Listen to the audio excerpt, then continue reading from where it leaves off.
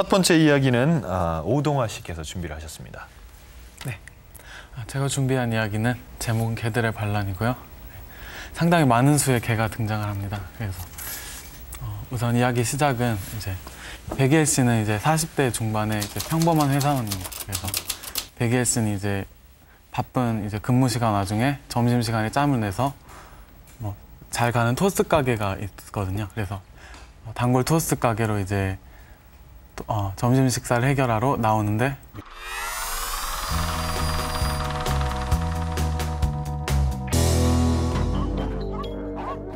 금요일 오후 출출하던 차에 길을 나선 백이엘. 그는 거리에서 놀라운 광경을 목격했다. 점심시간 회사원들로 가득해야 할 거리가 수백 마리의 개들로 덮여 있는 것. 개들은 사람들을 사납게 공격하고 있었다. 사람들은 나름의 방법으로 저항하며 사투를 벌이고 있었지만 거리는 생지옥 그 자체였다. 인간이 아무런 보호 장비 없이 성난 짐승과 마주치게 되면 그 공포는 상상을 초월한다. 섣불리 움직였다간 개떼에게 공격당할 것이 뻔했다. 바로 그때 경찰이 등장했다. 웃옷을 벗어 침착하게 자신의 위치를 알리던 백이엘. 갑자기 경찰의 뺨을 사정없이 후려갈기는 것이 아닌가? 이러면 어떡해요? 장난하는 줄 알았어요. 도시가 개떼에 점령당했다는 말을 누가 믿겠어요? 백이엘은 이제 살았구나 하고 이제 한숨을 돌리고 이제 구급차를 타고 가면서 이제 사람들이 발버둥 치고 구조대원들이 개들과 싸우면서 그런 지옥 같은 광경들을 바라보는데 백이엘은 한 아이를 목격하게 됩니다. 엄마를 잃고 이렇게 눈물을 흘리면서 거리에서 이제 쭈그려서 울고 있는 아이를 보는데 그때 백이엘이 떠올린 것은 이제 그의 딸 베니입니다. 딸 베니를 구해야 한다는 생각에 무턱대고 구급차 문을 여는 백이엘. 사람들은 필사적으로 그를 말렸다. 아니 이게 무슨 짓이오? 하마터면 다 죽을 뻔했잖소.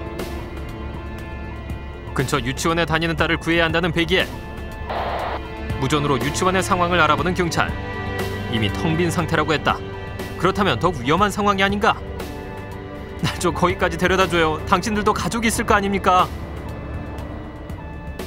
모두 백이엘의 심정을 이해 못하는 건 아니지만 그렇다고 무작정 거리로 뛰어들 순 없는 노릇이었다. 그때 백이엘의 이야기를 듣고 있던 경찰이 권총을 내밀었다. 그뿐 아니었다. 구급차 안에 있던 사람들도 손전등에 목도리까지 도움될 만한 것들을 내놓기 시작했다. 개떼들이 살생을 하는 절망적인 상황. 하지만 세상은 아직 따뜻했다. 사람들의 성원에 보답하기 위해서라도 딸을 꼭 구해내겠다 다짐하는 백이엘. 유치원을 향해 달리고 또 달렸다. 그가 마침내 딸의 유치원 앞에 도착했을 때 위기는 다시 찾아왔다. 개떼들에게 포위된 유치원. 그러나 백이엘은 이것저것 가릴 때가 아니었다. 총소리에도 아랑곳하지 않고 개떼들이 달려들었지만 그는 딸을 살려야 한다는 생각 외엔 어떤 생각도 할 겨를이 없었다. 딸 베니를 구해내야만 했다. 천신만고 끝에 유치원 안으로 들어간 백이엘. 그는 딸의 이름을 목 놓아 부르기 시작했다. 그때 갑자기 휴대전화가 울렸다. 아내였다. 베니를 구하기 위해 유치원에 왔다고 말하는 백이엘. 그러나 놀라는 아내, 매주 금요일은 베니가 유치원에 가지 않는 날이라고 했다. 백이엘은 절망했다. 그 순간 유치원 안까지 개떼들이 모여들었다.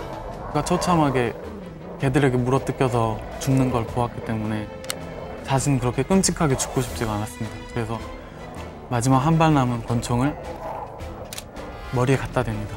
자살을 택한 것이죠. 그래서 백이엘이 그렇게 자살을 택하려고 하는 순간 갑자기 후레쉬 불빛이 얼굴을 비춥니다. 누군가가 나타난 것이죠. 백이엘은 반사적으로 권총을 거두고 손전등 불빛으로 사람을 비췄다. 할머니는 누구시죠? 내가 꽤 유명해진 줄 알았는데 아직 아닌가 보네.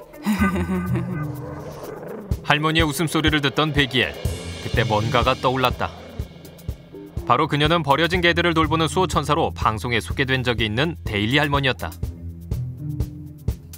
20년 이상 유기견 보호시설을 운영해온 그녀가 보유한 개들의 수는 1,500여 마리.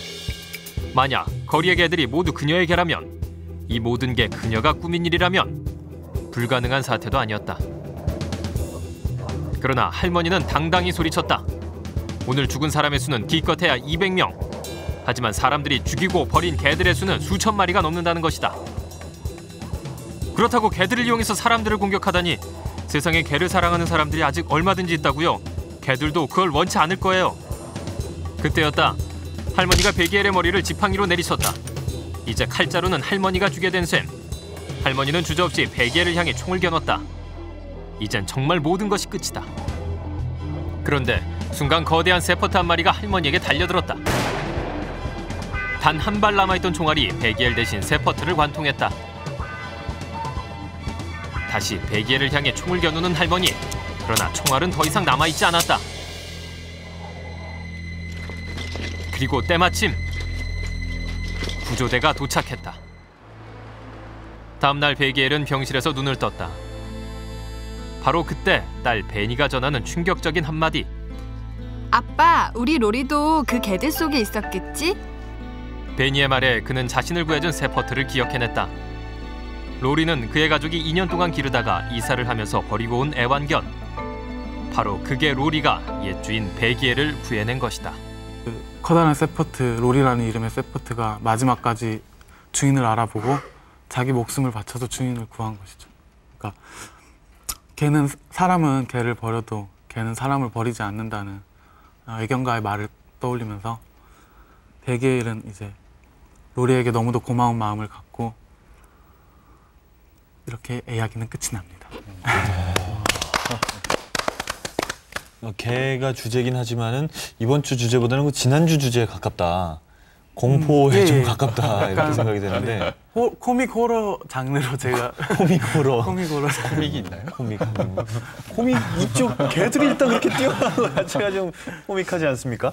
계속 쫓기는 긴장의 구조는 굉장히 좋은 것 같습니다. 그러니까 뭐 맨날 보던 일상적인 사람들이 쓰러져 죽고 그리고 딸을 찾기 위해서 계속 가는데 그 난관이 있고 그 난관을 돌파해야 되고 그래서 이제 플롯의 구조에서 보면은 너무 빨리 긴장을 풀고 그다음에 다 풀어주고 있잖아요. 유기견 할머니 등장해서 할머니가 배우였고 또 이걸 해소시키기 위해서 자기가 키우던 개가 등장하고 그래서 뒷부분이 너무 좀 설명한 형식이 돼서 갑자기 이제 공포 영화에서 동물 봉호 영화로 바뀌는 그림이라서 그런 부분은 좀 보충했으면 좋겠습니다.